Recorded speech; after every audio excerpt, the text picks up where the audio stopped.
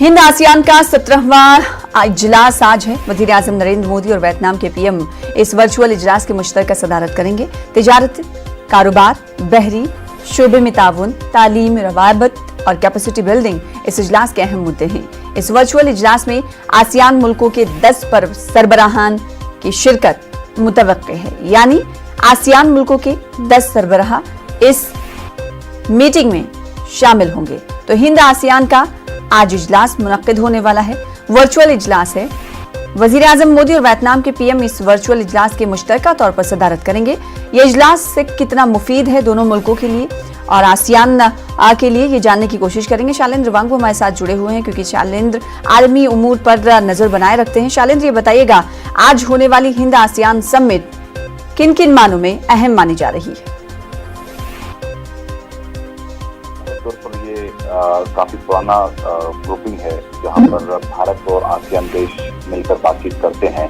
PM Modi और Vietnam के PM आज इस सम्मेलन को अध्यक्षता करेंगे, इसी साथ में इसको एक्सप्लेयर करेंगे। और जो स्ट्रेटेजिक टाइज हैं दोनों ग्रुपिंग के बीच में, दोनों देशों के बीच में, आसियान और भारत के बीच में, उसको रिव्यू किया जाएगा। और कोरोना के बाद के जो इकोनॉमी के हालात हैं इन देशों में और भारत में, उस पर कैसे उसे निपटा जाए, उस पर बातचीत होगी। और इसमें आसियान के सभी 10 देशों के जो नेता हैं वो इसमें शामिल होंगे। हालांकि एक वर्चुअल तरीके से ये आज होने वाली है। और साथ ही साथ आपको बता दें कि जिस तरह के हालात बने हुए हैं अभी LAC पर और चीन के साथ जो तनाव बना हुआ है भारत का, उसको कहीं ना कहीं हम ये भी देखते हैं कि आसियान के कुछ ऐसे मुल्क हैं जो जिनका चीन के साथ इसी तरह का कुछ तनाव रहता है। हमने भी वियतनाम के साथ साउथ चाइना सी में जिस तरह से खींचतान है चीन के साथ, तो जाहिर तौर पर स्ट्रेटेजिक टाइज क्योंकि दोनों के बीच में है, तो ऐसे में जाहिर तौर पर उस पर भी बातचीत हो सकती है। और पीएम मोदी इसमें वर्चुअली शामिल होंगे।